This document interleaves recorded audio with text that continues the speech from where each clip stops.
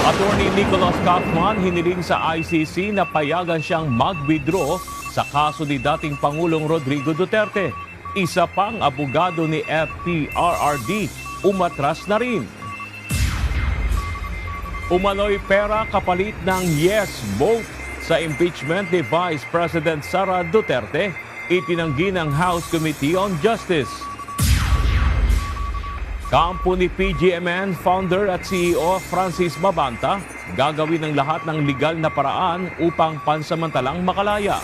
News anchor ng istasyon na si CJ Hiro, ipinatatawag ng NBI sa humiling sa International Criminal Court si British-Israeli lawyer Nicholas Kaufman na payagan siyang umatras bilang lead counsel ni dating Pangulong Rodrigo Duterte.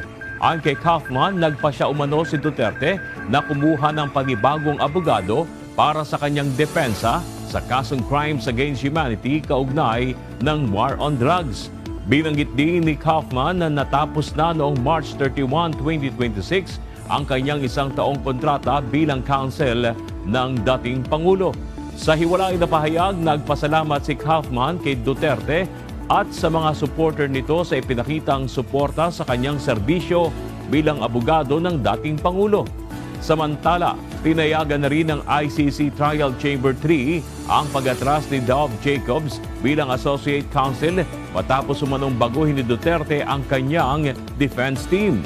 Nakatakda naman sa May 27, 2026 ang susunod na status conference para sa trial phase ng kaso ng laban sa dating Pangulo.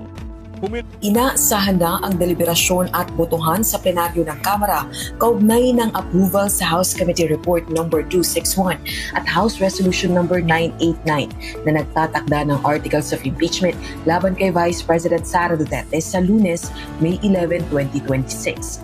Mauuna ang sponsorship speech ng pangunahing author o may akda sa ulat at resolusyon na si House Justice Committee Chairperson at Batangas 2nd District Representative Jervy Luistro. Susundan ito ng interpellation o pagtatanong ng mga House member bago ang botohan. Ito itinanggi rin ng House Justice Panel Chairperson ang aligasyon ng presidential sister na si Senator Amy Marcos na may alok na ilang milyong pisong halaga ng cash, karagdagang alokasyon sa maintenance and other operating expenses kada buwan at mahigit 100 milyong pisong halaga ng mga proyekto para sa House members kapalit umano ng kanyang yes to impeachment vote. Bigong makapagpiyansa kahapon ang kampo ng Peanut Gallery Media Network o PGMN founder at CEO na si Franco Mabanta kasama ang 4 na iba pa. Ito'y matapos silang maaresto ng mga tauhan ng National Bureau of Investigation dahil sa umanay pangingikil ng nasa 300 million pesos kay dating House Speaker Martin Romualdez. Ayon sa legal counsel nito na si Attorney Bernice Piñol Rodriguez, ginagawa nila ang lahat ng legal remedy para sa pansamantalang kalayaan ni Mabanta.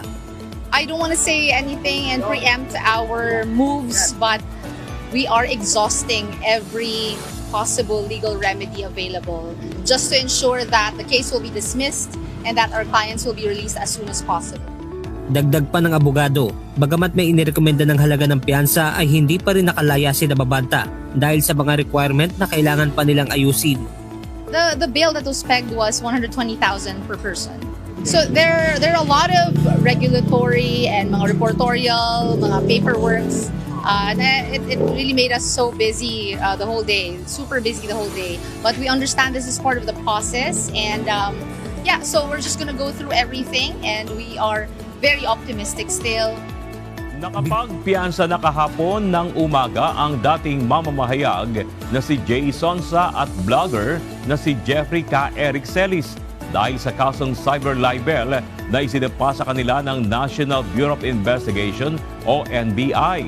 Kahapon nagtungo ang dalawa sa Pasay Regional Trial Court, Branch 111 para sumuko sa korte matapos lumabas ang warrant of arrest at kaagad din na nakapagpiyansa ng 10,000 pesos ang bawat isa. Nagugat ang reklamo dahil sa pagpo-post umano ng mga ito sa pekeng medical certificate ni Pangulong Ferdinand Marcos Jr. Sa ngayon ay pansamantalayang malaya sina Sonsa at Celis at nangakong susunod sa alituntunin ng batas. Hindi mananatiling nakaimbak na pondo ang naibalik na 60 billion pesos sa Philippine Health Insurance Corporation o PhilHealth. Ayon sa President at Chief Executive Officer ng State Health Insurer, kasama na ito sa kanilang corporate operating budget ngayong taon upang palawakin pa ang kanilang mga benepisyo para sa kanilang mga miyembro. So yung ating 60 billion ay nakapaloob na doon sa aming tansyang benefit payment this year na halos aabot ng 378 billion.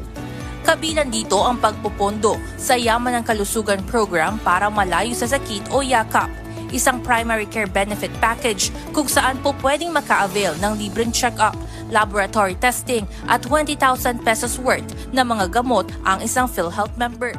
Nakabalik na sa bansa ang 20 mga Pilipinong biktima ng human trafficking sa Cambodia. Ayon sa Department of Migrant Workers o DMW, nakarating sila sa Ninoy Aquino International Airport, Terminal 1 kahapon ng umaga. Muling nagbabala ang DMW sa mga Pilipino na huwag maiengganyo sa mga red flag na recruitment ng scam hubs sa Cambodia at Thailand. Nangyari ang recruitment online at nangangako ang mga scammer ng mataas na sahod para sa information technology at customer service. Batay sa latest forecast ng Pag-asa, huling namataan ang bagyong Hagupit sa layong 1,065 kilometers silangan ng northeastern Mindanao. Taglay nito ang lakas ng hangin na aabot sa 65 kilometers per hour at pagbugso na 80 kilometers per hour. Kumikilos ito sa direksyong kanluran sa bilis na 20 kilometers per hour. Ayon sa Pag-asa, inaasahang papasok ng PAR ang Tropical Storm Hagupit at papangalanang Bagyong Kaloy.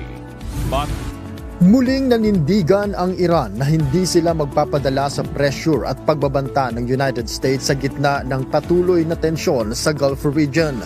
Ayon kay Iranian Foreign Minister Abbas Araghchi, sa tuwing may pagkakataon para sa diplomasya ay mas pinipili umano ng Amerika ang isang reckless military adventure. Tinanong din ito kung ang mga hakbang ng United States ay isang crude pressure tactic o resulta ng mga taong nagtutulak kay US President Donald Trump na muling malubog sa mas malalim na tensyon. Ang mga pahayag ay kasunod ng pinakabagong sagupaan ng dalawang bansa mula nang ipatupad ang ceasefire noong April 7. Ayon sa US Central Command, naglunsad ang Iran ng mga missile, drone at maliliit na bangka laban sa 3 US Navy destroyers na dumaan sa Strait of Hormuz. Bilang ganti, tinarget ng US Force ang mga missile at drone sites ng Iran pati na ang mga command at surveillance facilities nito. Sa panig naman ng Iran, inakusahan nito ang Amerika ng paglabag sa umiiral na ceasefire matapos targetin ang isang Iranian oil tanker at isa pang vessel na papasok sa Strait of Hormuz. Ayon sa mga Iranian authorities, naglunsad din umano ng airstrikes ang United States sa mga coastal area ng Bandar Kamir, Sirik at Keshem Island. Sinabi ng isang opisyal sa Hormozgan province na nasunog ang isa sa mga barko ay may 10 seafarers ang nasugatan sa insidente. Sa kabila ng mga sagupaan, iginiit naman ni US President Donald Trump na nananatili pa rin ang ceasefire sa pagitan ng dalawang bansa. They trifled with us today. We blew them away. They trifled. I call that a trifle. I'll let you know when there's no ceasefire. You won't have to know.